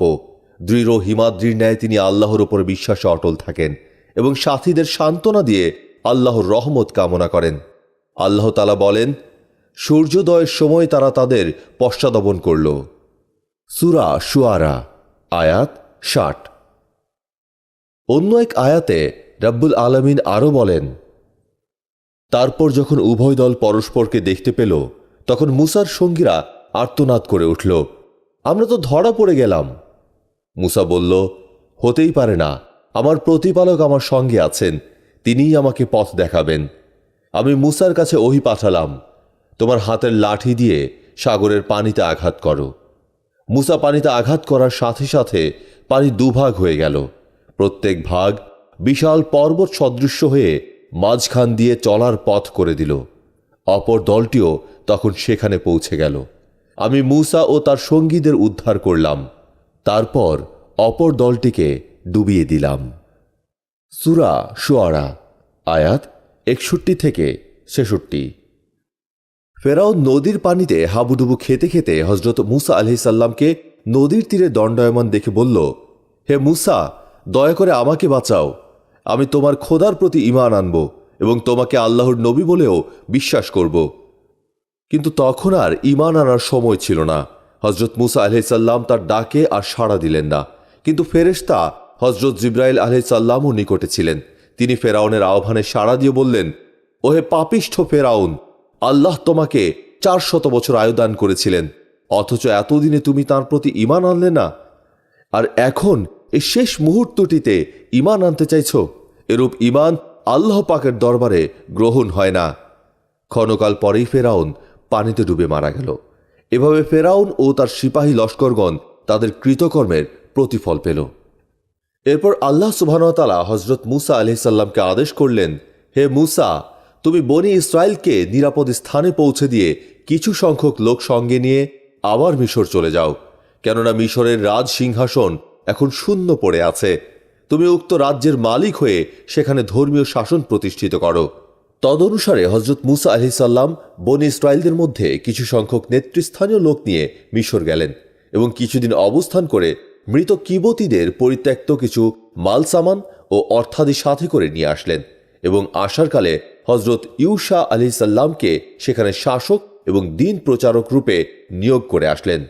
অতঃপর আল্লাহ সুবহানাহু ওয়া তাআলা মূসাকে ওহীর মাধ্যমে ওয়াদা করলেন যে তাকে ৭০ কিতাব অর্থাৎ তাওরাত প্রদান করা হবে এবং এই জন্য তিনি বনী ইসরায়েলকে সাথে নিয়ে তাকে তুর পাহাড়ের দক্ষিণ পার্শ্বে চলে আসতে বললেন। অতঃপর মূসা আলাইহিস সালাম আগে এসে আল্লাহর হুকুমে প্রথমে ৩০ দিন সিয়াম ও ইতিকাফে মগ্ন থাকেন। এরপর আল্লাহ আরও ১০ দিন মেয়াদ বাড়িয়ে দেন। আল্লাহ তাআলার আদেশে ফেরেশতা জিবরাইল আলাইহিস সালাম বেহেশত থেকে জমরদ পাথরের ফলকসমূহ নিয়ে হাজির হলেন। আল্লাহ তাআলার কুদরতের কলমকে ওই ফলকসমূহে আল্লাহর কালাম লিখতে আদেশ করল। তা লিখিত হওয়ার পর ৪,০০০ ফেরেশতার সংঘবদ্ধ দল তা সসম্মানে এনে হযরত মূসা আলাইহিস সালামের সামনে পেশ করল। তাতে ১,০০০ সূরা এবং প্রত্যেক সূরায় ১,০০০ আয়াত লিখিত ছিল এবং তার প্রত্যেকটি সূরা কোরআনে পাকের সূরা বাকারার সমান হবে, আর তার প্রত্যেকটি আয়াতে ১,০০০ সুসংবাদ, ১,০০০ সতর্কবাণী, ১,০০০ আদেশ এবং ১,০০০ নিষেধবাণী রয়েছে। মূসা আলাইহিস সালাম একদিন এক মাহফিলে ওয়াজ করছিলেন। তখন একটি লোক প্রশ্ন করে বসল, হে আল্লাহর নবী, আপনি আমাদের পয়গম্বর হিসেবে আমরা তো আপনাকে মহাজ্ঞানী বলেই মনে করি, তবু আমাদের মনে একটি বিষয় জানার খুবই আশা, তা হলো বর্তমানে পৃথিবীতে আপনার চেয়ে বেশি জ্ঞানী কোনো ব্যক্তি আছে কি? প্রশ্ন শুনে হযরত মূসা আলাইহিস সালাম সঙ্গে সঙ্গে জবাব দিলেন, এ আবার জিজ্ঞেস করতে হয় নাকি? আমি আল্লাহর এত বড় নবী, আমাকে আল্লাহ যত জ্ঞান বুদ্ধি দান করেছেন তত জ্ঞান ও ইলম আর কাউকেই দেয়া হয়নি, সুতরাং নিঃসন্দেহে আমি এই যুগে সবচেয়ে বড় আলেম ও জ্ঞানী। হযরত মূসা আলাইহিস সালামের এই জবাবটির এক অর্থে সঠিকই ছিল, কেননা তিনি আল্লাহ পাকের শ্রেষ্ঠ পয়গম্বরদের অন্তর্গত ছিলেন। সুতরাং সে শ্রেণীর পয়গম্বরদের অপেক্ষা সমকালীন জামানায় কোনো ব্যক্তি অধিক জ্ঞানী থাকতে পারে না। তবু নিজের ব্যাপারে নিজের মুখ হতে এরূপ উক্তি সম্ভবত আল্লাহর কাছে সঙ্গত বোধ হল না। হযরত মূসা আলাইহিস সালামের এরূপ জবাব দেয়া মাত্র আল্লাহর তরফ থেকে ওহী নাজিল হল, হে মূসা, দুসাগরের সঙ্গম স্থলে আমার এক প্রিয় বান্দা আছে, সে তোমার চেয়ে অধিক জ্ঞানী, সুতরাং তোমার এরূপ কথা বলা ঠিক হয়নি এবং নিজেকে এরূপ বড় ভাবাও তোমার জন্য শোভনীয় হয়নি। আমার সে বান্দার নাম খিজির, তুমি তার সঙ্গে সাক্ষাৎ করলেই কথার সত্যতা উপলব্ধি করতে পারবে। হযরত মূসা আলাইহিস সালাম বললেন, হে আমার প্রতিপালক, বলুন আমাকে তাকে আমি পাবো কিভাবে, তিনি কোথায় থাকেন? আল্লাহ তাআলা বলেন, সে দুসাগরের মিলনস্থলে আছে, তুমি সেখানে গেলেই তার সাক্ষাৎ পাবে। পথে আহার করার জন্য সাথে একটি ভুনা করা মাছ নিয়ে যাবে, কিন্তু যেখানে গিয়ে মাছটি হারিয়ে যাবে সেখানেই তার সন্ধান করবে। এরপর মূসা আলাইহিস সালাম ইউশা আলাইহিস সালামকে সাথে নিয়ে খিজির আলাইহিস সালামের সন্ধানে বের হলেন। তিনি একটি ভুনা মাছ থলের ভেতরে নিয়ে তা হযরত ইউশা আলাইহিস সালামের হাতে দিয়ে বললেন, হে ইউশা, এর ভেতরে একটি মাছ রয়েছে, মাছটির প্রতি সব সময় লক্ষ্য রেখো, কারণ যেখানে এ মাছটি আমাদের হাত ছাড়া হবে সে জায়গাটি আমাদের গন্তব্যস্থল। উভয়ে একাধারে কয়েকদিন পর্যন্ত চলার পর স্বাভাবিকভাবেই তারা পরিশ্রান্ত হয়ে পড়লেন। মূসা আলাইহিস সালাম অত্যন্ত ক্লান্ত এবং একখানা পাথরের সাথে ঠেস দিয়ে বিশ্রাম করতে লাগলেন। অল্পক্ষণেই তিনি ঘুমিয়ে পড়লেন। ইউশা আলাইহিস সালাম তার নিকটেই বসে রইলেন। ইতোমধ্যে তার সামনেই থলের মধ্যকার ভুনা মাছটি জীবিত হয়ে সমুদ্রের পানিতে নেমে গেল। এ অলৌকিক ঘটনা দেখে ইউশা আলাইহিস সালাম মনে করলেন যে মূসা আলাইহিস সালামকে ঘুম থেকে জাগিয়ে ঘটনাটি বলার দরকার নেই, ঘুম থেকে উঠলেই তিনি তখন জানাবেন। কিন্তু আল্লাহর কি মহিমা যে কোনো কারণেই হোক ইউশা আলাইহিস সালাম এমন একটি গুরুতর ব্যাপারও একেবারে ভুলে গেলেন। মূসা যখন ঘুম থেকে জাগলেন, ইউসা আলাইহিস সালাম এ বিষয়ে তাকে কিছুই বললেন না। মূসা আলাইহিস সালাম ঘুম থেকে জাগার পর সাথে সাথেই উভয়ে আবার সমুদ্রের তীর ধরে হাঁটতে লাগলেন। কিছু দূর যাবার পর হঠাৎ ইউসা আলাইহিস সালামের ঘটনাটি মনে পড়ল এবং তিনি তা হযরত মূসা আলাইহিস সালামের কাছে ব্যক্ত করলেন। তার কথা শুনে হজরত মুসা আলাইহিস সালাম একটু বিরক্ত হলেন। এরপর আবার তারা উভয়ে পেছনের দিকে ফিরে চললেন। মুসা আলাইহিস সালাম তখন তার সহচর সহ মাছটির অনুসরণ করলেন। অমনি সমুদ্রের ভেতরেই বিরাট সুপ্রশস্ত একটি রাজপথ তৈরি হয়ে গেল। তারা উভয়ই সেই রাস্তা দিয়ে সামনে অগ্রসর হতে লাগলেন। কিছু দূর যাবার পর তারা দেখলেন যে একটি প্রশস্ত দ্বীপ, দ্বীপের মধ্যে একটি সবুজ বর্ণের কম্বলে ঢেকে এক ব্যক্তি শায়িত আছেন। আল্লাহর নিকট হতে মুসা আলাইহিস সালাম লোকটির কতগুলো নিদর্শন পূর্বেই অবগত হয়েছিলেন। কাজেই এই লোকটিকে দেখে তার আর বুঝতে বাকি রইল না যে ইনি সেই খিজির আলাইহিস সালাম। হজরত মুসা আলাইহিস সালাম বেশ কিছু দূর হতেই তাকে সালাম করলেন। খিজির আলাইহিস সালাম বললেন, ওয়ালাইকুম আসসালামু ইয়া মুসা কালিমাল্লাহ। ফলে মুসা আশ্চর্য হয়ে জিজ্ঞেস করলেন, আপনি আমার নাম পরিচয় কিভাবে জানতে পারলেন? হজরত খিজির আলাইহিস সালাম বললেন, যার নিকট আপনি আমার ঠিকানা জেনেছেন তারই নিকট আমি আপনার নাম পরিচয় জেনেছি। কিছুক্ষণ আলাপ আলোচনার পর হজরত মুসা আলাইহিস সালাম বললেন, ওহে খিজির, আমি কিছুদিন আপনার সাহচর্য থেকে কিছুটা জ্ঞান ও অভিজ্ঞতা অর্জন করতে চাই। খিজির আলাইহিস সালাম বললেন, কিভাবে আপনি আমার সাহচর্যে অবস্থান করবেন? আমার কার্যকলাপে তো আপনি মোটেই ধৈর্য রাখতে পারবেন না। তবে যদি আপনি প্রতিশ্রুতি দিতে পারেন যে আপনি আমার দ্বারা সংঘটিত কোনো কাজের প্রতিবাদ করবেন না এবং আমি কোনো কাজ কি জন্য করলাম তার কারণ জানতে চাইবেন না, তাহলে আমি আপনাকে আমার সাথে থাকার অনুমতি দিতে পারি। হজরত মুসা আলাইহিস সালাম তাকে তদ্রূপ প্রতিশ্রুতি দিয়ে বললেন, না, আমি আপনাকে কোনো বিষয়ে কোনো প্রশ্ন করব না এবং আপনার কোনো কাজের ওপর কোনো মন্তব্য করব না। এই কথার উপরে এরপর তিনজন সমুদ্রের তীর ধরে সামনে চললেন। খিজির আলাইহিস সালাম তার দুঃসঙ্গীকে নিয়ে কিছু দূর অগ্রসর হওয়ার পর হজরত মুসা আলাইহিস সালামকে বললেন, এবার আপনি আপনার সঙ্গীকে বিদায় দেন।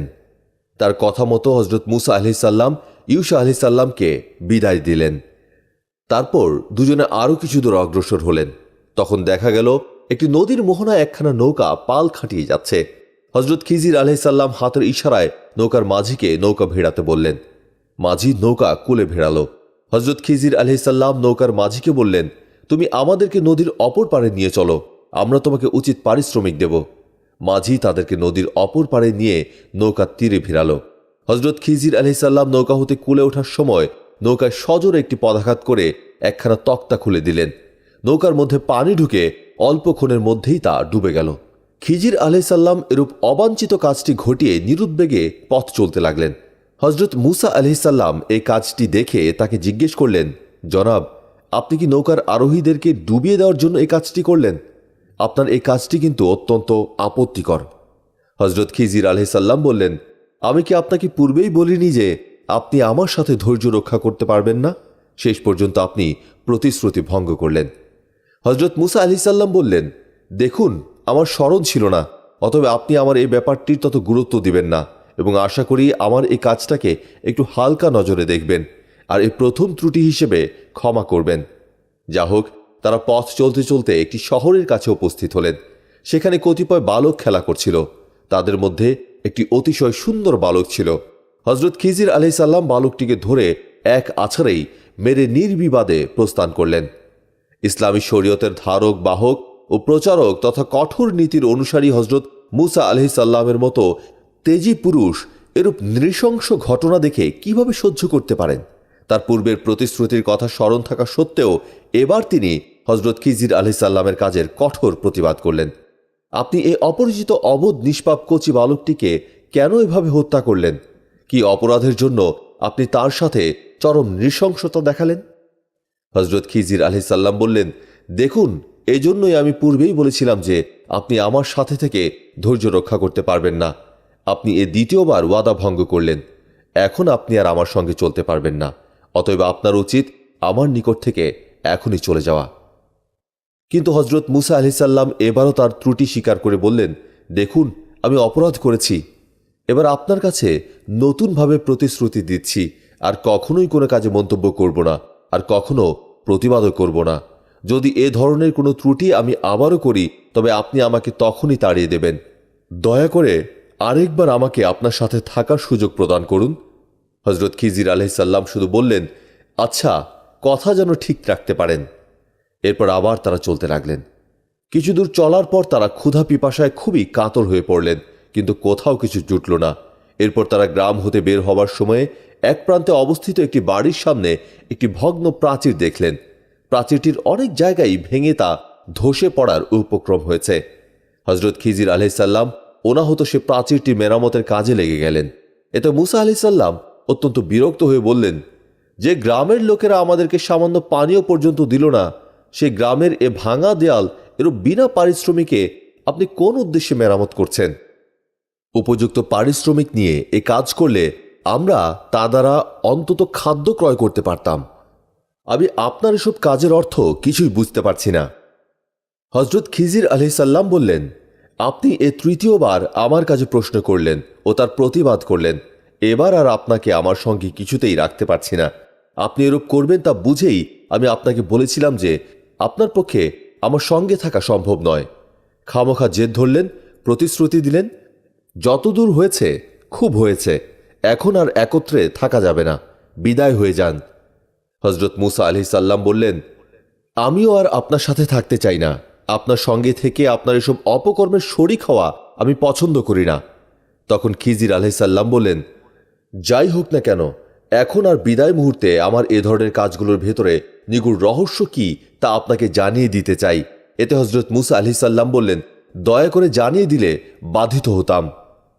হজরত খিজির আলাইহিসসালাম বললেন, হ্যাঁ, আপনি ঠিকই বলেছেন। আমার কাজগুলোর অন্তর্নিহিত রহস্য জেনে না গেলে সব সময় আপনার মনে প্রশ্ন থেকে যাবে। তবে শুনুন, প্রথমত, আমি যে নৌকাখানা পদাঘাত করে ডুবিয়েছিলাম তা একজন দরিদ্র ধার্মিক ব্যক্তির নৌকা। তার উপার্জন দ্বারা তার দৈনন্দিন সংসার চলে। কিন্তু এদেশের বর্তমান জালিম শাসক দেশের ধনী দরিদ্র নির্বিশেষে প্রত্যেকের নিখুঁত নৌকাগুলো হুকুম দখল করে যুদ্ধের কাজে লাগাতে শুরু করেছে। আমি ভাবলাম যে রাজার নিষ্ঠুর কর্মচারীগণ শীঘ্রই এসে ওই নিখুঁত নৌকাখানাও তো জোরপূর্বক নিয়ে যাবে। এজন্যই নৌকাখানাকে ভেঙে পানিতে ডুবিয়ে দিলাম, যাতে ওই গরিব লোকটির নৌকাখানি একেবারে হাতছাড়া হয়ে না যায়। অবশ্য যেখানে তা ডুবিয়ে দিয়েছি সেখানে পানি খুব বেশি নয়, আর তক্তা যেভাবে ছুটিয়েছি তাও খুব মারাত্মক নয়। কাজেই যথাসময়ে অনায়াসেই নৌকাখানি তুলে নামমাত্র খরচেই তা মেরামত করে নিতে পারবে। শুনে হজরত মুসা আলাইহিসসালাম বললেন, এরূপ উদ্দেশ্যে নৌকাখানা ভেঙে ফেলা তো খুবই উত্তম কাজ হয়েছে। এরপর আবার হজরত খিজির আলাইহিসসালাম বললেন, হে মুসা, দ্বিতীয়ত, আমি যে বালকটিকে হত্যা করেছি ওই বালকটির ভেতরে নাস্তিকতার বীজ নিহিত ছিল, অথচ তার পিতামাতা অত্যন্ত ধার্মিক। ওই বালকটি বয়সপ্রাপ্ত হয়ে জোর জুলুম করে তার পিতামাতাকেও কুফরিতে লিপ্ত করত, যার ফলে সে নিজে তো দোজখী হতোই, পিতামাতাকেও জাহান্নামে করত। এজন্য আমি বালকটিকে নিষ্পাপ অবস্থায় হত্যা করলাম, যাতে সে নিজেও বেহেশতি হয় এবং পিতামাতার বেহেশতি হওয়ার নসিবও যেন ঠিক থাকে। অবশ্য এ ছেলেটির পিতামাতা পুণ্যবান বলে পুত্রের মৃত্যুতে ধৈর্য ধারণ করতে পারবে এবং ধৈর্যের ফলে আল্লাহ তাদেরকে আরেকটি অতি নেক নসিব পুত্র দান করবেন। এ কথায় মুসা আলাইহিসসালাম বললেন, জনাব, ওই বালকটি হত্যার পেছনে যদি এ গূঢ় রহস্য নিহিত থাকে তবে ওই বালকটিকে হত্যা করে আপনি একটি মহৎ কাজ করেছেন। এরপর হজরত খিজির আলাইহিসসালাম বললেন, দেখুন, তৃতীয়ত, আমি যে প্রাচীর মেরামত করে দিয়েছি সে প্রাচীরটি দুটি ইয়াতিম বালকের। বালকদের পিতামাতা অত্যন্ত ধার্মিক ছিল। তারা তাদের সন্তান দুটির জন্য বেশ কিছু ধন সম্পদ ওই প্রাচীর দুটির নিচে লুকিয়ে রেখেছিল, যাতে তারা বয়সপ্রাপ্ত ও বুদ্ধিমান জ্ঞানী হয়ে ওই ধন সম্পদ প্রাপ্ত হয় এবং ভোগ দখল করতে পারে। কিন্তু এখন ওই প্রাচীরটি ভেঙে পড়লে ওই ধন সম্পদ বের হয়ে পড়ত এবং তা অন্যের হাতে চলে যেত। এরূপ ঘটনা ঘটে যেন ছেলে দুটির ভাগ্য খারাপ না হয়, এই জন্যই আমি প্রাচীরটি বিনা পারিশ্রমিকে মেরামত করে দিলাম। ঘটনাটি শুনে মুসা আলাইহিসসালাম বললেন, হে খিজির আলাইহিসসালাম, এরূপ মহৎ উদ্দেশ্য নিয়ে প্রাচীর মেরামত করা তো অতি উত্তম এবং সার্থক কাজ হয়েছে।